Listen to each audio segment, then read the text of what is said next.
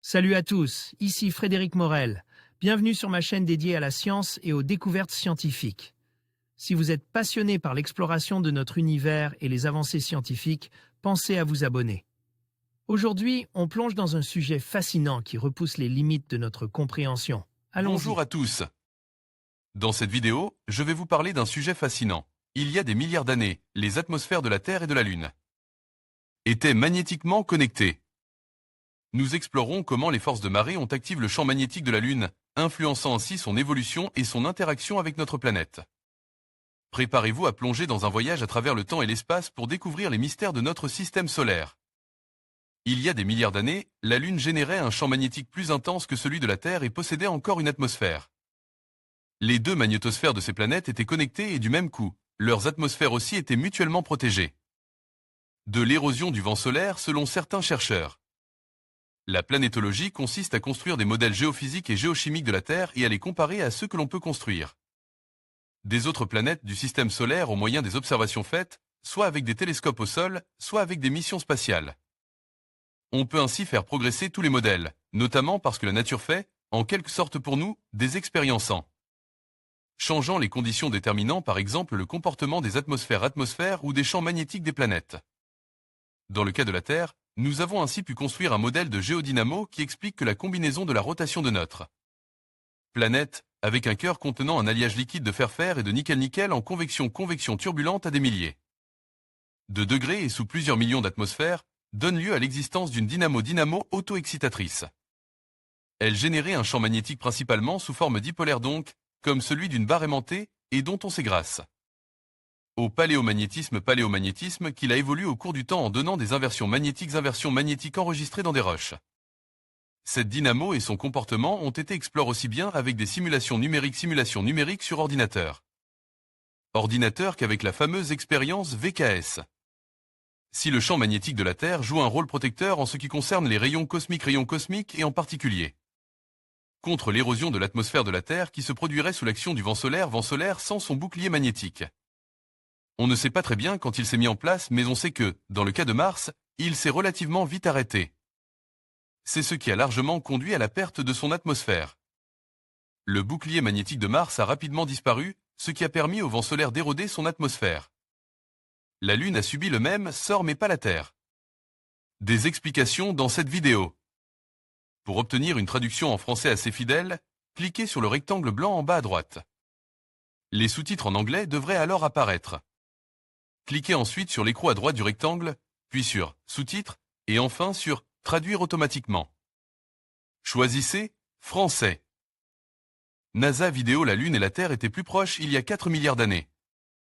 Aujourd'hui, une publication dans le célèbre journal Science Advance faite par une équipe de chercheurs états-uniens suggère que l'habitabilité de la Terre et la survie de son atmosphère au cours des premiers milliards d'années de son existence ont été favorisées par le fait que notre planète bleue et la Lune, que l'on peut considérer comme une planète double, partageaient un champ magnétique protecteur commun avant que celui de la Lune ne disparaisse, il y a probablement 1 milliard d'années. Cette affirmation provient de simulations qui ont été faites sur les interactions des champs magnétiques lunaires. Elles sont basées sur les données collectées dans les échantillons lunaires par les missions Apollo et par le fait que l'on sait que, après sa formation à la suite de la collision entre la Terre et Theia, notre satellite naturel était bien plus proche. Les lois de la mécanique céleste et de la géophysique nous disent en effet que, du fait des interactions de marée-marée entre la Lune et la Terre déformant sa forme, et en particulier conduisant au renflement de ces océans provoquant des frictions entre leurs eaux et leur fond à cause de la rotation de la Terre, celles-ci ont conduit la Lune à s'éloigner de la Terre en dissipant de L énergie de rotation. Ainsi, il y a environ 4 milliards d'années, la Lune était 3 fois plus proche de la Terre. Sa distance moyenne actuelle est d'environ 380 000 km. Levée de Terre sur la Lune. Photo prise le 24 décembre 1968 par Bill Anders et montrant la Terre semblant se lever derrière l'horizon lunaire.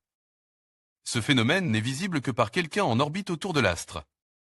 À cause de la rotation synchrone de la Lune, qui montre toujours la même face vers la Terre, on ne voit pas la Terre se lever ou se coucher depuis la surface de la Lune. Wikipédia. NASA. On sait aujourd'hui que la Lune possédait un champ magnétique, mais lorsque la sonde spatiale soviétique Luna 1 a survol notre satellite le 4 janvier 1959, les mesures effectuées avec son magnétomètre ont montré que la Lune n'avait pas de champ magnétique intrinsèque supérieur à un barre oblique 10.000 de celui de la Terre. Ce n'est qu'avec les instruments que les astronautes des Apollo 12 ont déposé à la surface de la Lune qu'un champ magnétique faible, 1000 fois plus faible que le champ actuel, a finalement été mesuré. Ce champ est une mémoire magnétique rémanente dans les roches lunaires.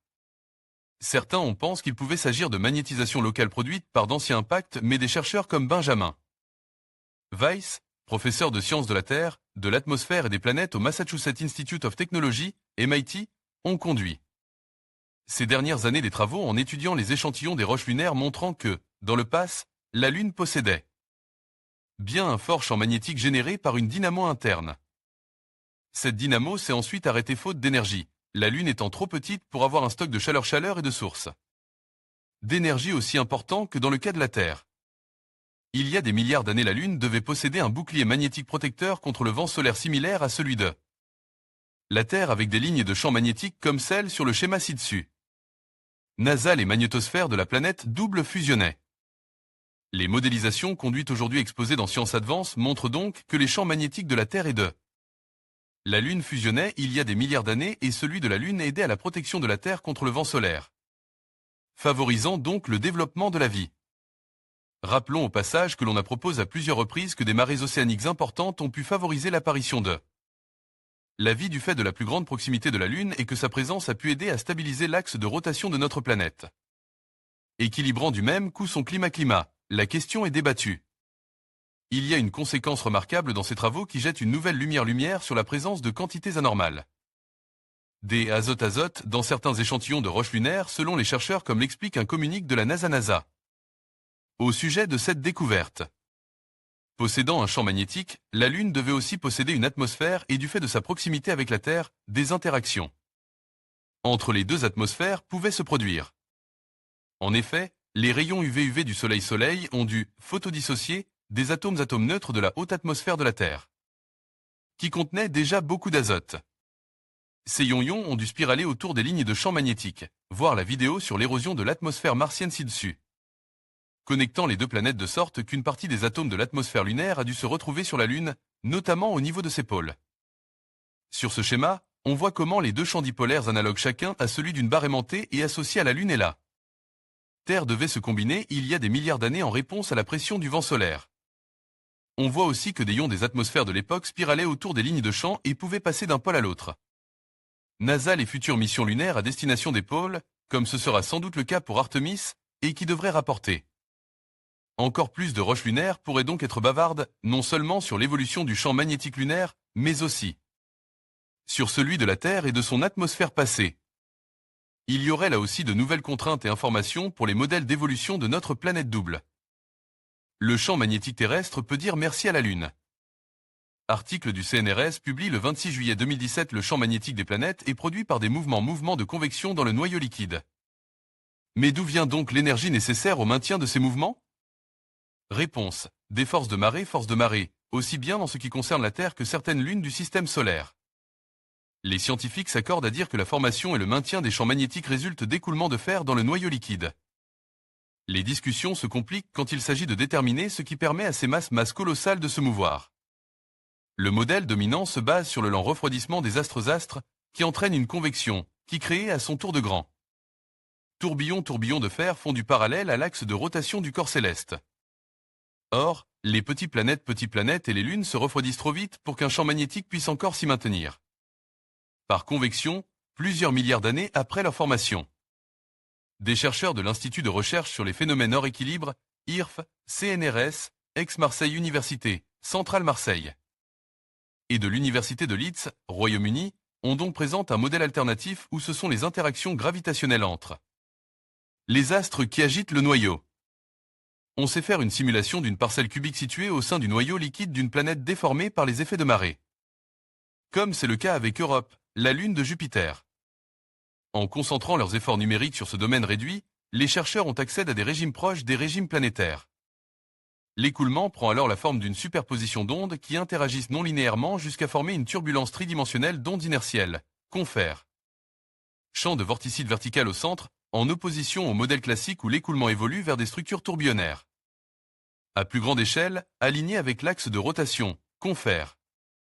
Champ de vorticide vertical à droite.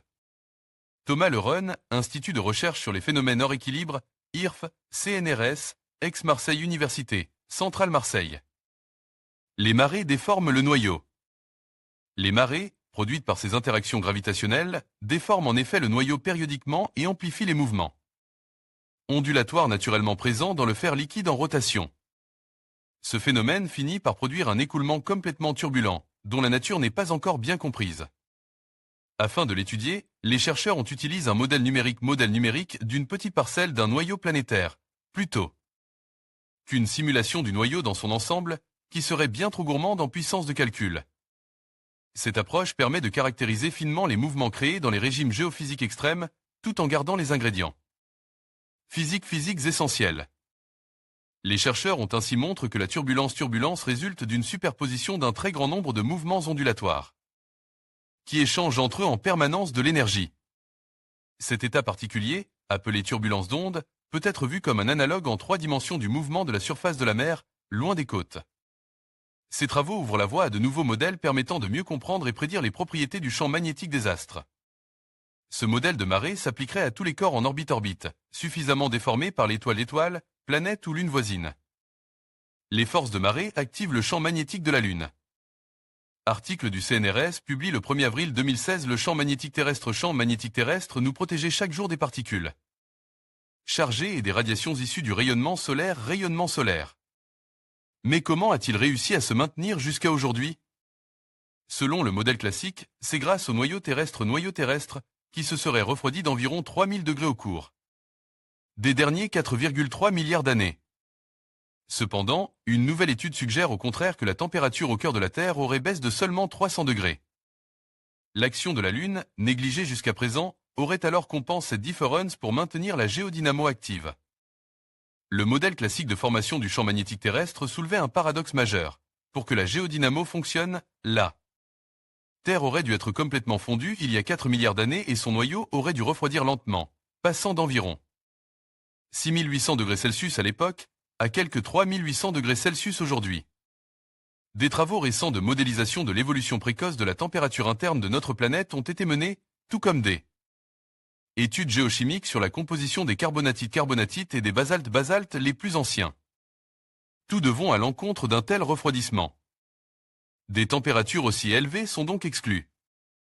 D'ailleurs, l'équipe de chercheurs du CNRS et du laboratoire Magma et Volcan de l'université Blaise Pascal propose une autre source d'énergie dans une étude publiée dans la revue Earth and Planetary Science Letters, les effets gravitationnels associés à la présence de la Lune et du Soleil induisent sur Terre la déformation cyclique du manteau et des oscillations de l'axe de rotation. Ce forçage mécanique applique à toute la planète induit de forts courants dans le noyau externe constitué d'un alliage de fer de très faible viscosité. Ces courants sont suffisants pour générer le champ magnétique terrestre. Julien Monteux, Denis Andro, un effet déjà vu ailleurs dans le système solaire. La Terre adopte une forme aplatie, tourne autour d'un axe incline qui oscille autour des pôles et son manteau se déformait élastiquement par un effet de marée dû à la Lune. Les chercheurs ont montré que cet effet pourrait stimuler continuellement les mouvements de l'alliage de fer liquide qui constitue le noyau externe et générer en retour le champ magnétique terrestre. Une puissance de 3700 milliards de watts est constamment fournie à la Terre par transfert des énergies gravitationnelles et de rotation du système Terre-Lune-Soleil, et jusqu'à plus de 1000 milliards de watts seraient disponibles pour provoquer ce type de mouvement dans le noyau externe. Cette énergie est suffisante pour générer le champ magnétique terrestre, ce qui, avec la Lune, résout le paradoxe majeur du modèle classique. Un tel effet des forces gravitationnelles sur le champ magnétique d'une planète est déjà amplement documenté. Pour Io, Europe, 2 satellites naturels de Jupiter et de nombreuses exoplanètes. Puisque ni la rotation de la Terre autour de son axe, ni l'orientation de cet axe, ni l'orbite de la Lune ne sont parfaitement régulières. Leur influence cumulée sur les mouvements dans le noyau est instable et peut faire fluctuer la géodynamo.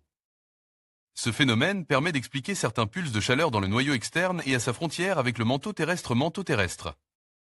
Historiquement, cela a pu conduire à des pics de fusion-fusion dans le manteau profond et à d'éventuels événements volcaniques majeurs à la surface de la Terre. Ce nouveau modèle souligne que l'influence de la Lune sur la Terre dépasse donc largement le simple cas des marées. En conclusion, il est fascinant de constater que, il y a des milliards d'années, les atmosphères de la Terre et de la Lune étaient magnétiquement connectés, révélant une dynamique complexe entre ces deux corps célestes. Les forces de marée, agissant sur la Lune, ont joué un rôle crucial dans l'activation de son champ magnétique, soulignant l'interaction profonde entre la Terre et son satellite.